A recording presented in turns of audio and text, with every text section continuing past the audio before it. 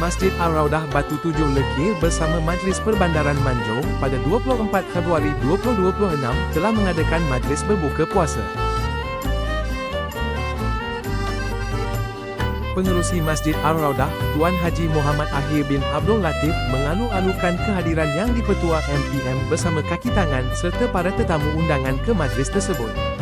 Antara tetamu undangan yang hadir ialah Adun Pasir Panjang, Pegawai Khas Menteri Besar Perak dan Toh Kelana Perkasa. Sementara itu, komuniti Karyah Masjid yang biasanya sekitar 100 orang yang hadir setiap kali iftar di masjid telah pun mengambil tempat duduk masing-masing di dalam dewan dan luar dewan masjid. Selepas ucapan Yang di-Pertua MPM, pengerusi masjid dan YDP telah melancarkan imbasan QR Code Flipboard Masjid diikuti kemudian dengan penyampaian kotak makanan projek erat MPM. Sebelum berbuka puasa, Imam Masjid Ar-Raudah mengetuai majlis tahlil dan doa selamat. Majlis ini dapat mendekatkan hubungan baik MPM dengan masyarakat sekitar Karyah Masjid. Majlis Perbandaran Manjung telah menaja jamuan berbuka puasa pada malam itu.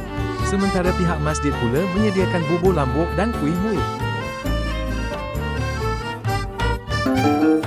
Sesungguhnya komuniti Karyah Masjid Ar-Raudah berbesar hati dan berterima kasih atas kesudian warga MPM berbuka puasa dan menaja jauman makan.